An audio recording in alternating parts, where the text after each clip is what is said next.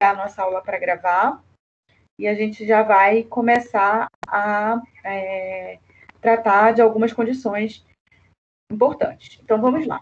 Nas nossas 2 últimas aulas, a gente discutiu algumas questões. Então, na nossa primeira abordagem de conteúdo, a gente falou sobre equipamento de aceleração linear, né? Então, a gente falou muito sobre o acelerador linear, falou muito sobre propriedades do acelerador linear, né? Sobre a estrutura do acelerador linear, como é o mecanismo para ele gerar elétrons, gerar fótons de energia, né? A gente falou de especificidades, assim, do próprio equipamento, a gente falou do mecanismo de aceleração desses elétrons, falou dos guias de onda, do mecanismo de canhão de elétrons, falou de clastron, falou das estruturas que compõem esse acelerador linear. Aí, na outra aula, a gente começou a falar das etapas do planejamento da radioterapia. Então, a gente começou a falar sobre simulação e do planejamento, né, de que eram etapas importantes antes do paciente tratar na radioterapia. E aí a gente venceu essa parte, agora a gente vai para essa parte final, que a gente vai ainda continuar falando um pouco de técnicas, e vai falar também sobre os volumes que são utilizados no tratamento da radioterapia, né? Como é que são definidos esses volumes? O que eu defino como um volume principal, né? A gente falou de todas aquelas margens, todos aqueles contornos, tudo bem. Mas como é que eu sei qual que é o tumor? Como é que eu sei qual que é a área de planejamento? Como é que eu sei qual que é o órgão de risco? E aí a gente vai fazer isso nessa aula e na nossa próxima aula, e aí a gente finalizou o conteúdo da segunda avaliação. Tá bom? Eu vou projetar aqui para vocês. Por favor, me avisem se está aparecendo. E me avisem se entra alguém aí. Está aparecendo? Tá, professora. Tá sim, professora. Tá ótimo. Então, essa parte toda, né? Depois que eu falei de aceleração linear, eu chamei isso de noções para a técnica de radioterapia, né? Porque, obviamente, a gente está tendo aqui uma abordagem bem geral, né? A radioterapia, ela faz parte de uma especialidade dentro da radiologia. Então, para a gente ser especialista em radioterapia, falar dos pormenores de radioterapia, em geral, a gente consegue buscar pós-graduações de radioterapia, né? Existem várias pós-graduações muito boas em São Paulo, de radioterapia. Alguém me pediu por e-mail essa informação, qual era uma pós-graduação de radioterapia que eu recomendava. E, em geral, eu recomendo uma pós-graduação de radioterapia, que é a pós-graduação da Faculdade de Medicina da USP, que é a pós-graduação de radioterapia da FMABC, da FM USP, né? Do Hospital de Clínicas daqui de São Paulo. Então, eu acho muito boa essa pós-graduação, especialmente porque os alunos têm estágio no setor de radioterapia, isso é um diferencial muito grande. Uma outra pós-graduação que eu recomendo é a pós-graduação de radioterapia do Hospital Sírio-Libanês. É uma especialização também de dosimetria e radioterapia muito boa do Sírio. Acho que também tem no Einstein, mas eu não conheço. Não, na verdade, é do Einstein, gente. Essa que eu estou falando é do Einstein. Talvez tenha no Sírio, mas eu também não conheço. Mas essa do Einstein também é muito boa. E tem muitos dosimetristas que ensinam nessa pós-graduação do Einstein. Então, eu recomendo FM USP, que é a Faculdade de Medicina da USP, a pós-graduação que vai estar disponível no site da Escola de Educação Permanente, e a pós-graduação do Hospital Albert Einstein, tá? Bem, muito bem. Quando a gente fala, assim, de radioterapia, né, existe um órgão muito importante associado ao setor da radioterapia e associado a tudo aquilo que envolve energia nuclear. Esse órgão é a CENEM. Então, a CENEM é uma comissão, é a Comissão Nacional de Energia Nuclear, uma comissão brasileira, e essa comissão lança várias normas, né, várias legislações, e algumas legislações são bem específicas assim, do setor de radioterapia. Por exemplo, essa CENEM 3.06, ela é o feijão com arroz, assim, é o que tem de mais básico no que a gente trata de proteção radiológica. Então, requisitos de radioproteção e segurança no setor de radioterapia é essa norma que é a norma que vai cair em concurso quando vocês quiserem fazer um concurso para o setor de radioterapia, né? É a CENEM 3.06.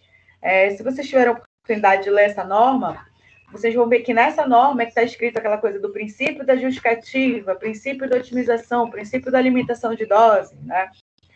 Alguns conceitos de radioproteção que são muito famosos na radiologia, eles são definidos didaticamente nessa norma, né? Existem várias outras normas, 3.01, 3.02, mas essa norma 3.06 e a norma 3.02, vamos dizer assim, são as normas referentes à proteção radiológica no setor de radioterapia. Existe um documento, esse documento eu já mandei para vocês, é aquela diretriz do INCA, né? Que fala assim, é o manual prático para técnicos de radioterapia. Então, naquele manual, eles trazem lá do INCA, né, que é o Instituto Nacional do Câncer, vários conceitos importantes que toda pessoa que trabalha com radioterapia não pode deixar de saber. Então, eu fiz essa aula baseada nessa apresentação que o INCA faz, né? Quando o INCA começa a apresentar sobre efeitos da radiação, ele apresenta fatores que são muito conhecidos, né, como fatores que são capazes de diminuir a exposição à radiação. Ou seja, fatores que são capazes de minimizar a exposição à radiação. Esses fatores são 3. Eles são a distância, o tempo e a blindagem, né? Esses 3 conceitos de fatores que influenciam na diminuição da radiação, que minimizam a exposição à radiação, eles são famosos e discutidos já há muito tempo, né? A gente sabe que a radiação ela decai conforme a lei do inverso do quadrado da distância, naturalmente, quanto mais distante, menos irradiado é uma determinada região, né? A gente vai ver que um outro fator que influencia para diminuir a exposição à radiação é o tempo. A dose ela é diretamente proporcional ao tempo de exposição, ou seja, né, quanto maior o tempo aquele determinado paciente ficar exposto, quanto maior o tempo for daquele determinado tratamento, maior vai ser a dose que vai ser recebida ali. E por último, professora, Oi. A Alessandra pediu para você aceitar ela. Vou aceitar. Aqui. Mais alguém entrou, gente? Não estava aparecendo para mim. Aqui, a Lê está entrando agora.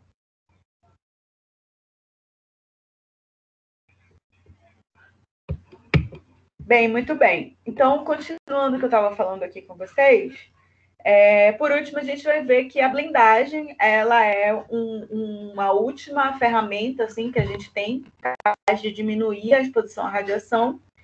E a blindagem é classificada como um antiparo, né? Algo que fica entre o feixe e o indivíduo na tentativa de diminuir o feixe de radiação. E aí a blindagem pode ser de várias formas, né? Pode ser por avental, pode ser por filtro, né?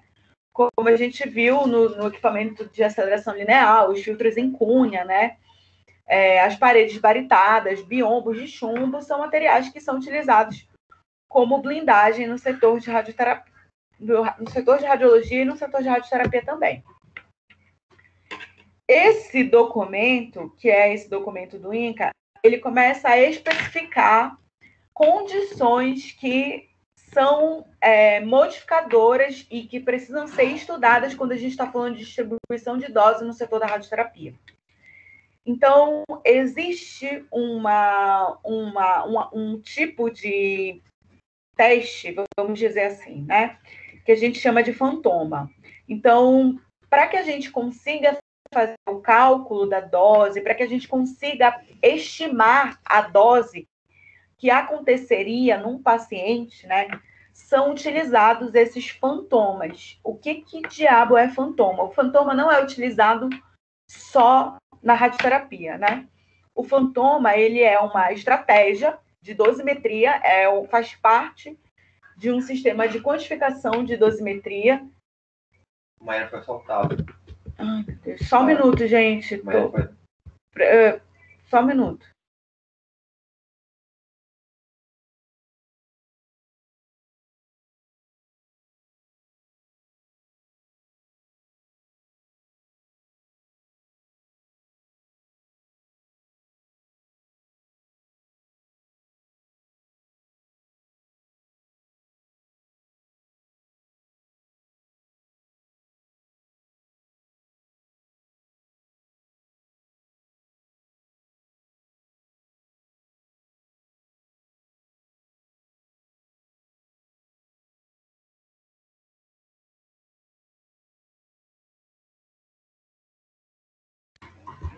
Oi, gente, me desculpem aqui.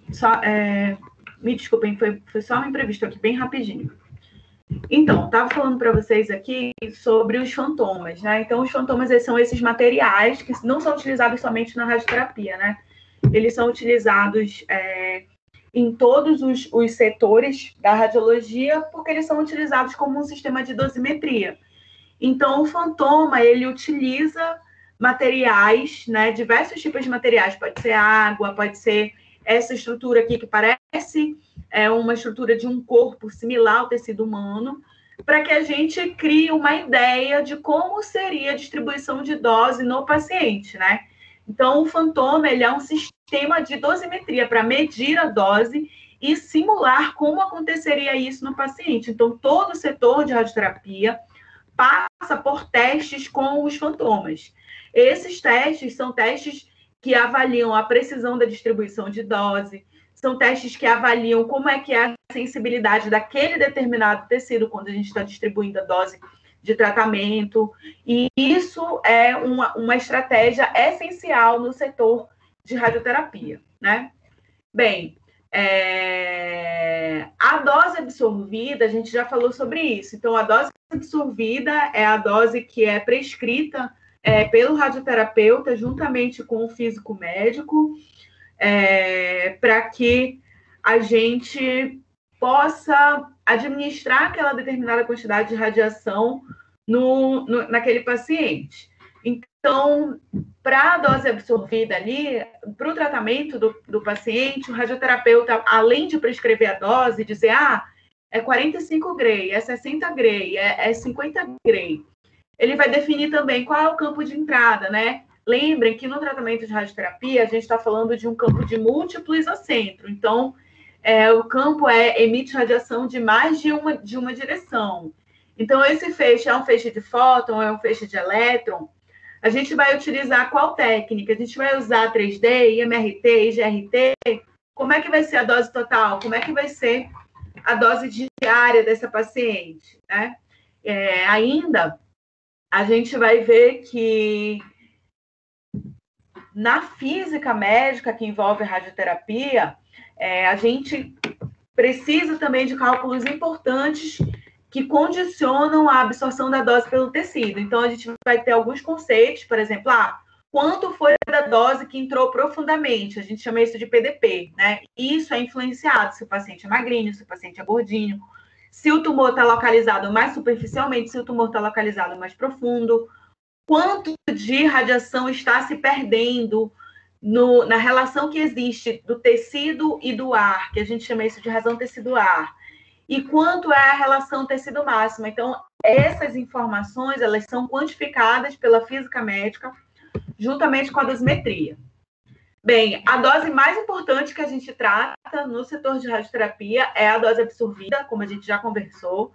A dose absorvida, ela é medida em Gray, né? A gente vai ver que essa dose, ela pode ser apresentada em Gray ou pode ser apresentada em centigray, e é uma relação que existe de energia por quilo do paciente. Então, a dose absorvida Gray, ela está associada ao peso daquele determinado órgão, né? A quantidade de massa que aquele determinado órgão tem. Existe também uma relação de profundidade, como eu falei para vocês, né? A gente precisa saber o quanto profundo aquela lesão está, e isso é muito bem definido nos sistemas de planejamento, com as imagens que são adquiridas especialmente em 3D, especialmente pelos tomógrafos, e o diâmetro anteroposterior. Então, algumas medidas, né, funcionam como parâmetros de informações importantes para que a gente possa calcular o efeito dessa dose absorvida distribuída nesse paciente. O DAP, que é o DAP, né, que é o diâmetro anteroposterior, é essa medida que é feita, né, do local de onde a entrada do feixe aconteceu e por onde a saída do feixe aconteceu, né? É uma medida feita no paciente, ela é variável dependendo da espessura desse determinado paciente. Eu venho falando para vocês já há um tempo de distância foco-pele.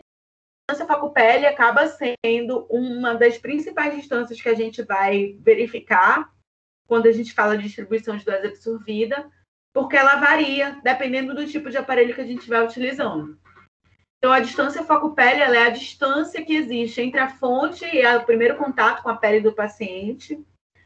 Ela é variada, né? Em geral, o equipamento de cobalto, ele tinha uma distância de 80 centímetros e o acelerador linear tem uma distância de 100 centímetros, né? Alguns aceleradores lineares tinham a distância de 80 centímetros. Mas hoje é padronizado isso, né? 80 centímetros para o cobalto e 100 centímetros para o acelerador linear. O isocentro acaba respeitando essa distância foco-pele e acaba sendo o mesmo, o isocentro de tratamento, né? Ou seja, a distância que vai haver de rotação do Gantry até a saída do feixe para a pele do paciente vai ser de 80 centímetros também para o cobalto e 100 centímetros para o acelerador linear. Muita gente confunde SSD com SAD. Então, SSD é S de skin, e skin é pele. SAD é a distância do eixo, que é a distância que existe entre a fonte e o isocentro do tratamento. Essa distância é uma distância variada, dependendo de quais os isocentros de tratamento que aquele determinado paciente vai fazer. Bem, como últimos fatores de importância, assim, na distribuição de dose absorvida, a gente vai ver que o tamanho do campo é um fator, obviamente... Deixa eu lhe atrapalhar. Aceita a Aline, por favor. Aceito. Cadê, Célia? Acho que é a Aline. Vou esperar a Aline entrar aqui. Vou esperar a Aline entrar, porque ainda não apareceu aqui para mim. A internet dela tá caindo. Então, hoje tá bem ruim aqui.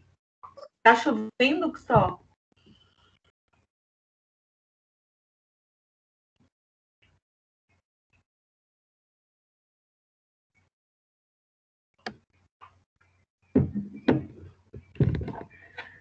Acho que ela não tá conseguindo entrar de novo, né, Flá? Acho que não.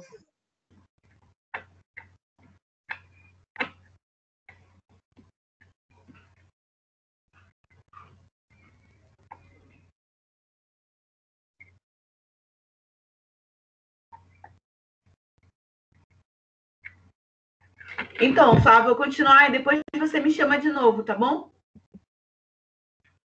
Tá bom. Bem, olha só. Então, como últimos fatores assim que influenciam, né, nessa dose absorvida, obviamente são fatores técnicos que são definidos pelo INCA, é importante a gente saber.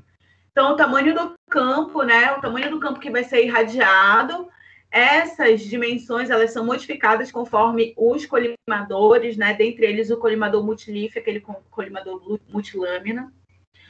A distância influencia especialmente através da lei do inverso do quadrado da distância. E a gente vai ver que existe um conceito muito importante na radioterapia que a gente chama de campo equivalente. Então, o campo equivalente ele está associado ao tamanho do campo em que aquela determinada área vai receber a quantidade de radiação, né? Esses campos, geralmente são variados, assim. Na radioterapia, o campo nada mais quando a gente fala campo, né? Só voltar aqui para vocês para mostrar o exemplo.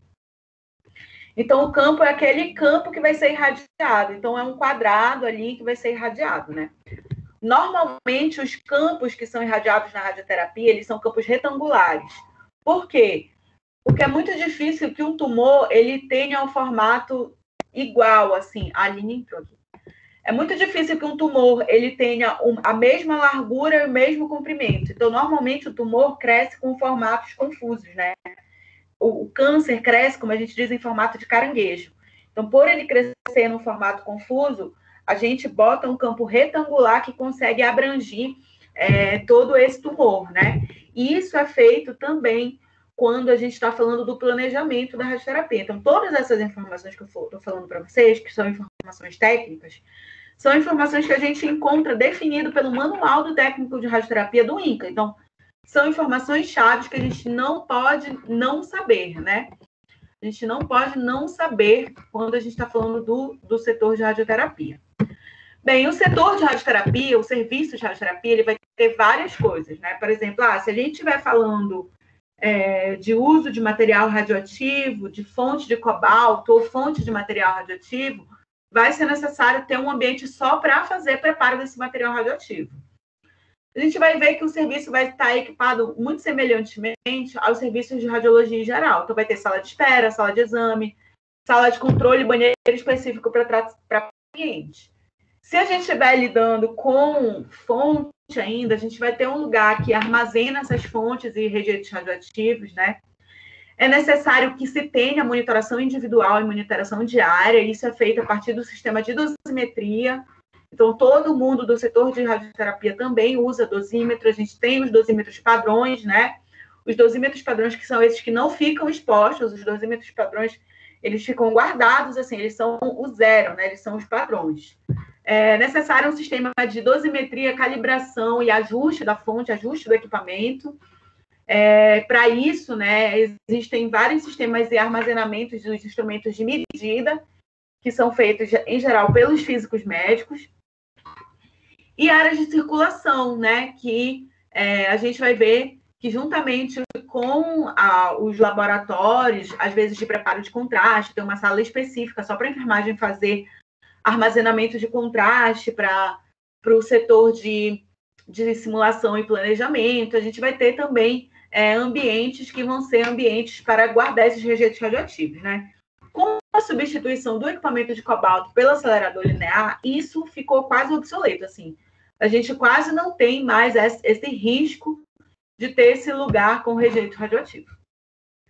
O planejamento da radioterapia, como eu venho falando para vocês, é uma das fases mais importantes que a gente vai ver do paciente, até mais importante do que ele tratar, porque é no planejamento que é determinado qual vai ser a dose que vai ser administrada, qual é a qualidade do feixe, qual é o equipamento que vai ser utilizado, qual é a área, qual é o tamanho do campo, e tudo isso é feito a partir de técnicas de imagem, né? Em alguns casos, os pacientes eles precisam ser marcados, né?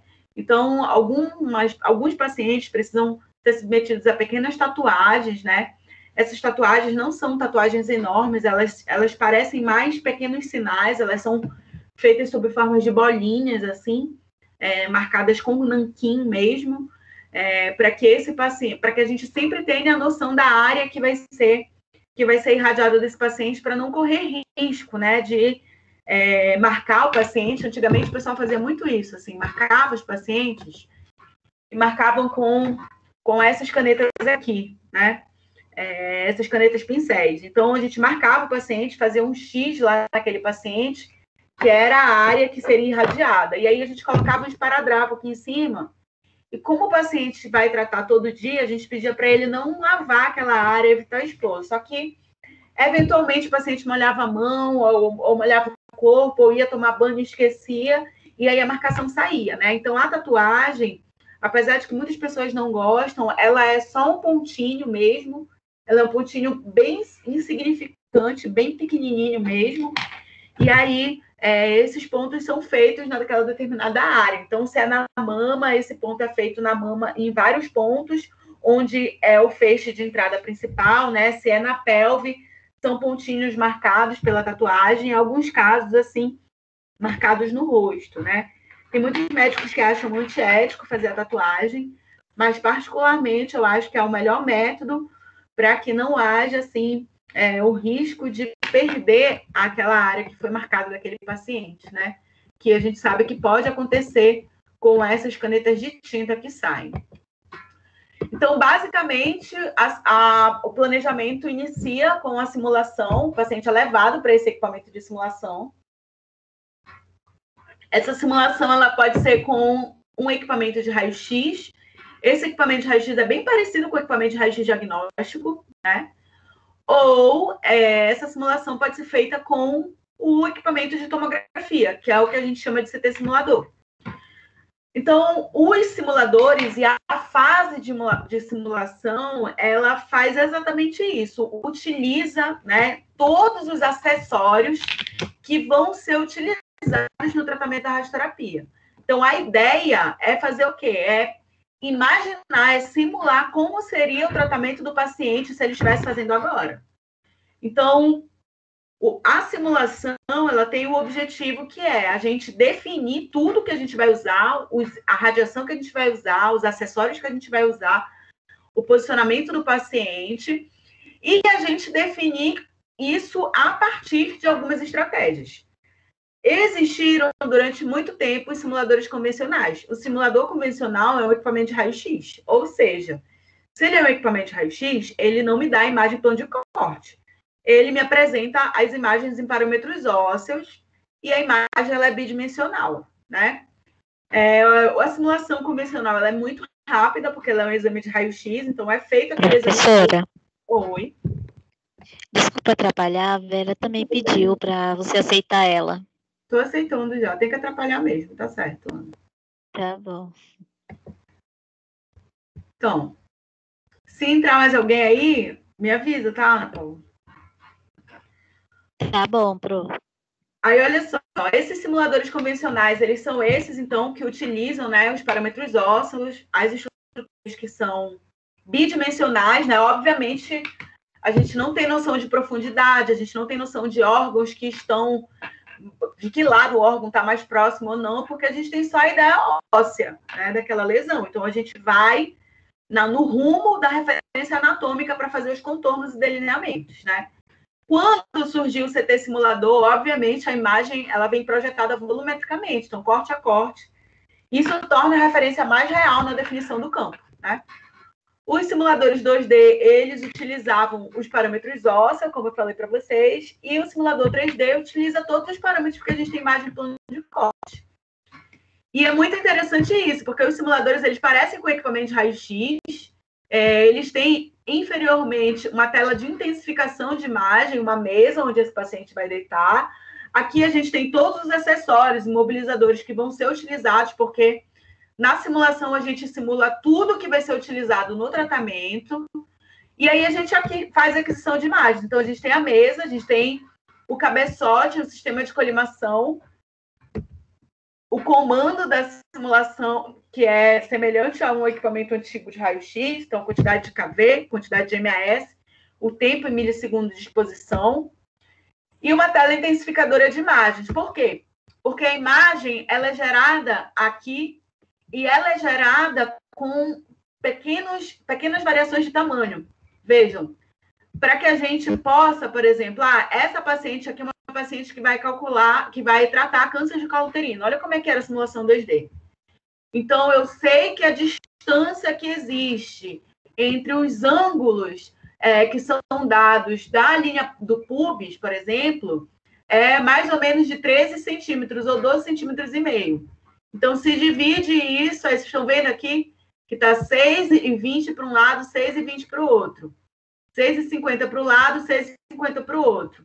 Então, eu sei que o tumor dela está localizado mais superiormente a essa linha. Então, era planejado conforme essas definições em medidas feitas na radiografia, né? Obviamente, não é uma imagem precisa.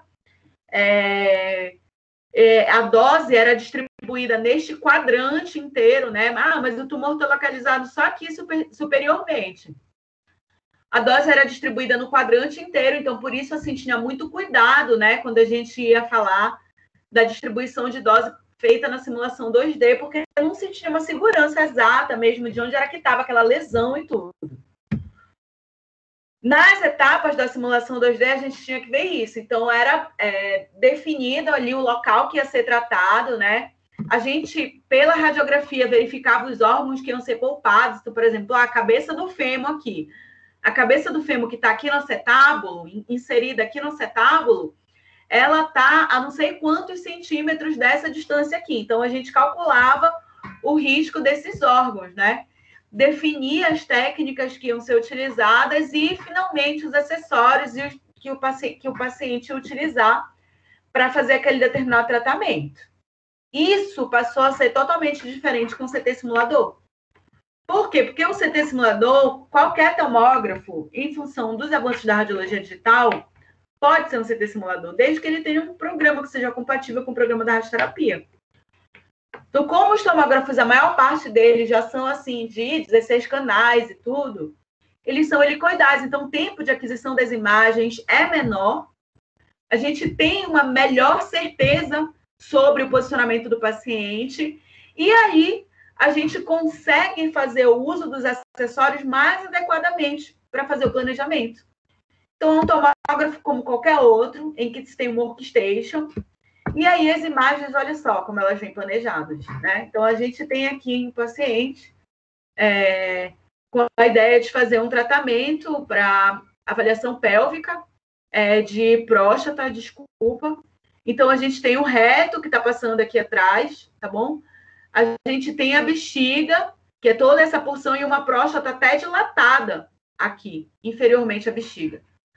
Olha a marcação dos órgãos de risco aqui, então, a cabeça do fêmur. Então, por conta da imagem ser tridimensional, a gente tem muito mais certeza, imagina, a gente tem muito mais certeza do volume que está sendo irradiado, né?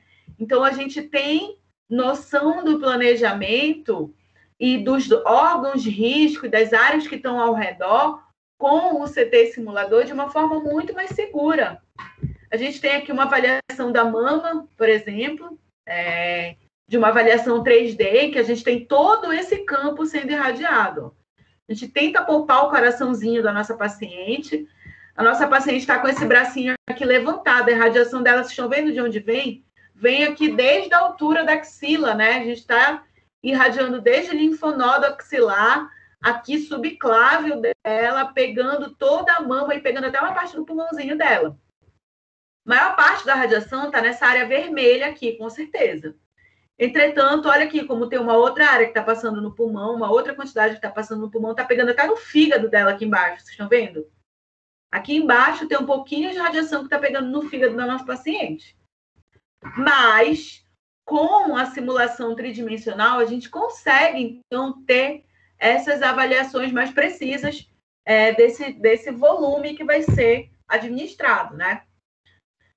Na simulação, as imagens, elas são pós-processadas. Então, a gente adquire as imagens e consegue processar elas e fazer esse tipo de reconstrução, por exemplo. Então, a gente consegue criar um paciente virtual em 3D, verificando quais são os órgãos que são de risco, né? Definindo qual é o centro de tratamento, o campo de radiação desse paciente, que órgão vai ser protegido. E isso acaba que a simulação 3D, ela garante ali um benefício muito grande quando a gente compara com a simulação bidimensional. Só que o que acontece? Existem pessoas que reclamam. Eu já vi muitas pessoas falando que como a simulação bidimensional era algo que não era muito preciso de se ver, né? Ninguém conseguia quantificar de uma forma muito clara, porque a gente estava vendo contorno de imagem em exame de radiografia. Os radioterapeutas diminuíam mais a dose e tinham mais cuidado no planejamento da dose. E aí é como se hoje, com a simulação 3D, o pessoal metesse a mão na distribuição de dose e não tivesse mais tanto cuidado assim quanto acontecia antes, né? Entretanto, com a simulação 3D, esse cuidado ele fica coberto pela capacidade que a gente tem de identificar aquela imagem num plano tridimensional. Então, a gente consegue ver, a gente consegue medir as distâncias, né? Consegue ver com muito mais segurança a quantos centímetros de distância aquele tumor está da bexiga, a quantos centímetros de distância aquele tumor daquele paciente da próstata está do reto, né? Se aquele tumor já está coladinho no reto e a gente vai ter que irradiar a bexiga e o reto, ou a próstata e o reto daquele paciente. Então, essas especificidades, essas especificações, elas só foram mais possíveis mesmo por conta da tomografia, mesmo que as pessoas ainda queiram criticar esse tipo de modalidade, né? Bem,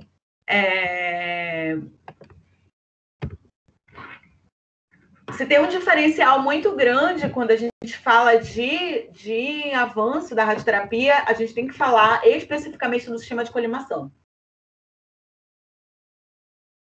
Então, os colimadores, eles têm o mesmo conceito que a gente tem de colimação na radiologia geral. Eles são utilizados quando a gente quer proteger alguma coisa, né? A gente quer proteger o resto do órgão, o resto da área, a gente colima aquela área.